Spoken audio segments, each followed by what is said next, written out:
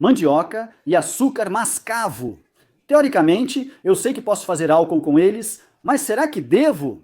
Será que vai ficar bom? É isso que vamos descobrir hoje.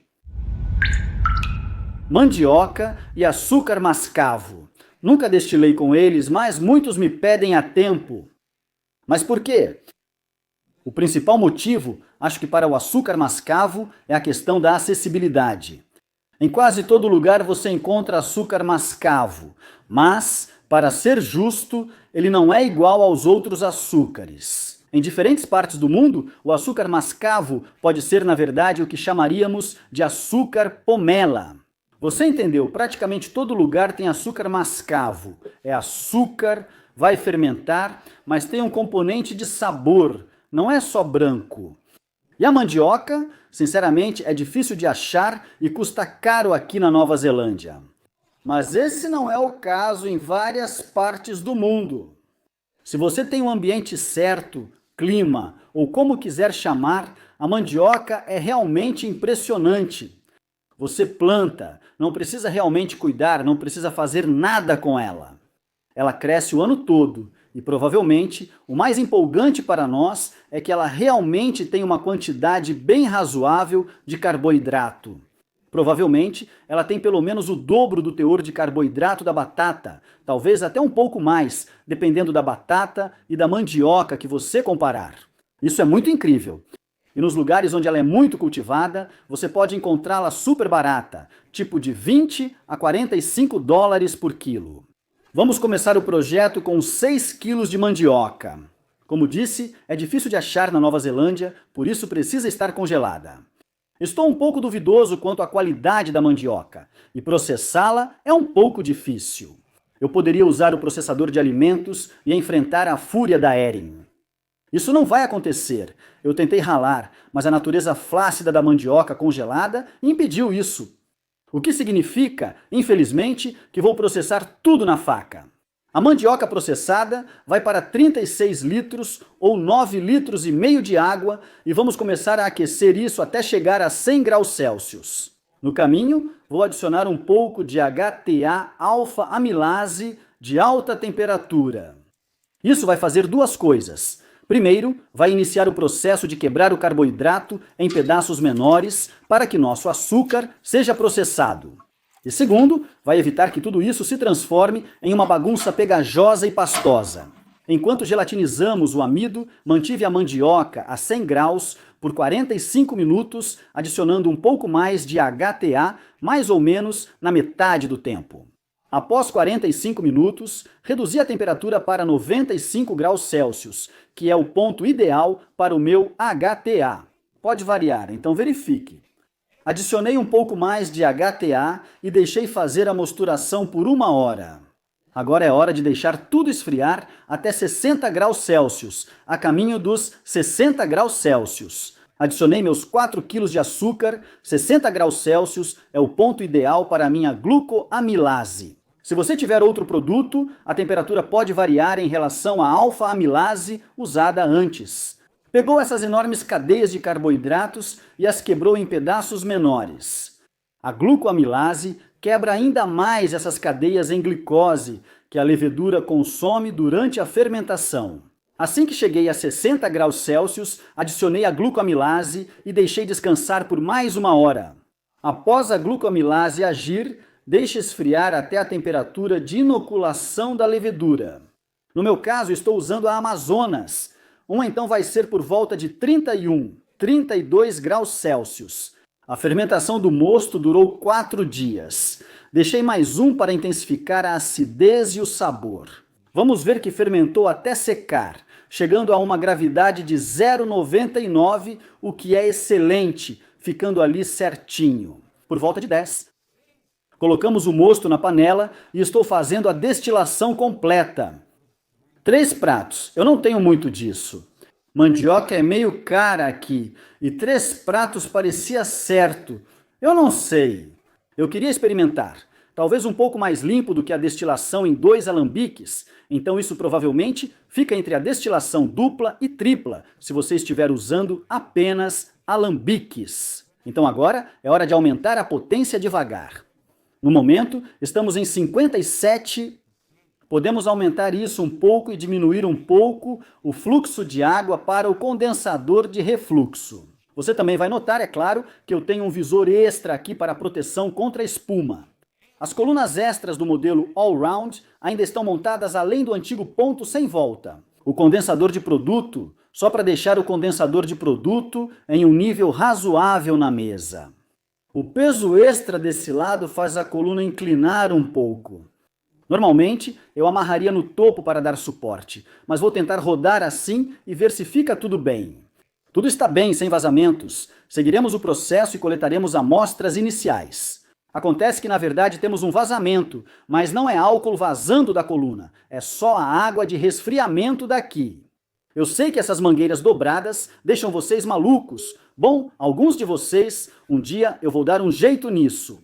Mas, enquanto isso, acho que às vezes é importante mostrar que dá para fazer essas coisas sem um equipamento perfeito. Enfim, vamos ver se consigo apertar isso aqui e resolver esse vazamento.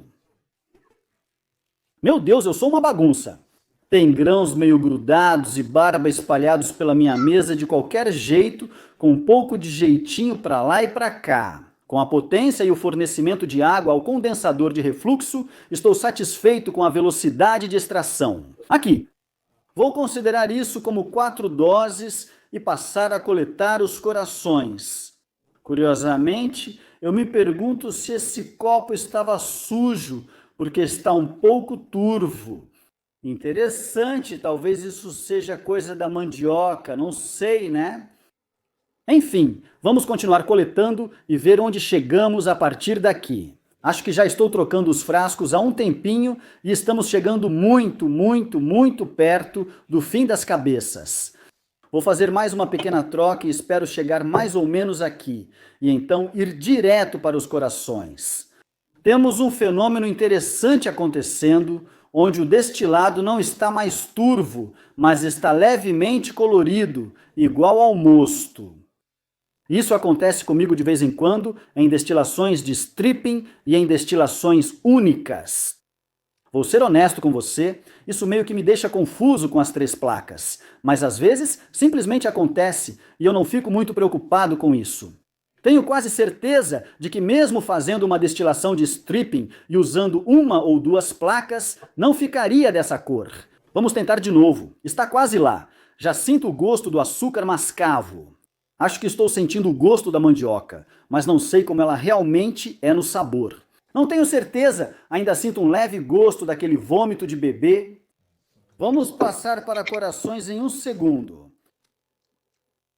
Então, isso é tudo o que eu coletei antes de chegar aos corações, que está coletando no alambique, no momento. Cada vez mais, tenho visto tudo isso como 4 partes separadas. Primeiro de tudo, temos o padrão dos 4 shots.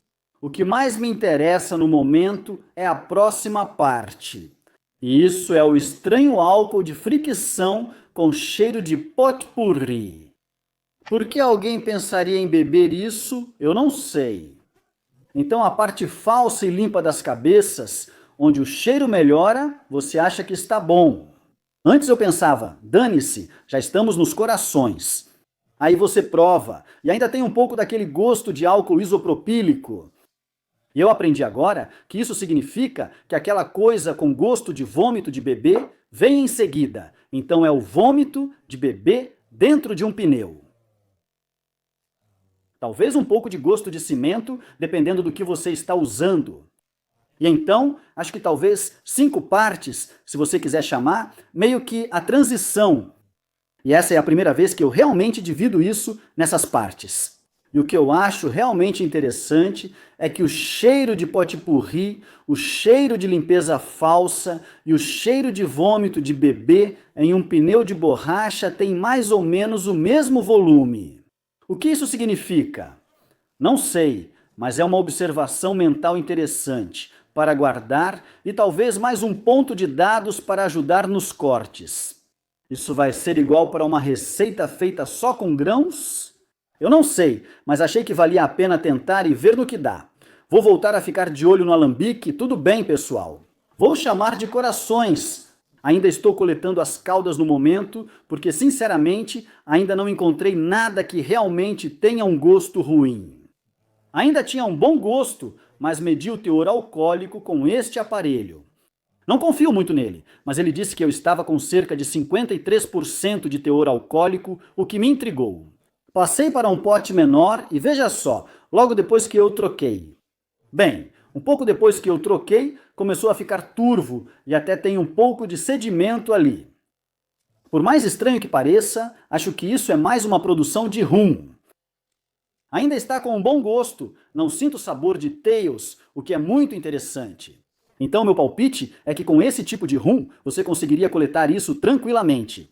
Vamos aumentar a potência do Smidge para não demorarmos tanto. Você poderia coletar várias dessas caudas e usá-las na próxima destilação. Acho que daria certo. Mas vou passar para combinar isso e ajustar a graduação alcoólica para podermos provar, certo? Hora de experimentar isso. Atualmente está em 41 e já foi ajustado na garrafa por cerca de 48 horas. Para se integrar um pouco mais de forma coesa, vamos dar uma cheirada. Interessante. Então, a primeira coisa que percebo de imediato é um clima de rum de melaço, o que faz sentido. Vou conferir essa edição. Jesse, me diga se estou errado. Tenho quase certeza. O açúcar mascavo da Nova Zelândia é açúcar branco, que teve melaço adicionado de volta, então faz sentido que tenha um cheiro levemente de melaço. Também faz sentido que o sabor de melaço seja mais suave comparado a se eu tivesse feito com melaço. E eu também estou sentindo aquele tipo de açúcar de tigela. Não é exatamente um aroma, é como uma falta de aroma que eu percebo sempre que faço destilados com açúcar branco. Faz sentido. Sinceramente, não sei o gosto da mandioca, nunca comi pura. Eu deveria ter feito isso, mas o que estou encontrando aqui é algo que não é muito diferente de nabo, mais parecido com nabo do que com cenoura, eu diria. E Erin, quando ela sentiu o cheiro, disse que cheirava a laranja. E eu consigo ver, eu entendo o que ela quis dizer. E eu acho que é esse sabor de nabo com açúcar mascavo se misturando e agindo. Tipo, sabe, se você raspar uma laranja e cheirar de qualquer jeito, vamos provar. É muito, muito parecido com o aroma. Inicialmente, você sente um toque de melaço com rum. Você encontra o nabo. Você sente aquele efeito tigela de açúcar, fica vazio no meio e volta para o rum. Retrogosto. Depois de engolir, eu poderia totalmente usar isso como base para gin. Para qualquer outro tipo de maceração, você poderia envelhecer em carvalho. Mas, para ser honesto, provavelmente é mais um candidato para, sei lá, tipo brincar com frutas, brincar com essências. Se você gosta desse tipo de coisa... E se eu fosse melhorar isso, o que eu faria seria trocar o açúcar mascavo por algo mais parecido com açúcar de panela ou melaço. Gostaria de testar isso com uma proporção de açúcar e mandioca mais próxima de 50-50, pois agora a mandioca está em 25%. Obviamente, eu preciso agradecer muito aos apoiadores do Patreon. Obrigado aos Patreons, que são as pessoas que nos apoiam dia após dia, mês após mês. Agradeço de verdade, de coração. E se algum de vocês, ou qualquer outra pessoa que esteja assistindo, já tentou destilar mandioca antes, me avisem, me contem como foram os resultados de vocês. É bom variar. Até a próxima. Equipe, continuem buscando.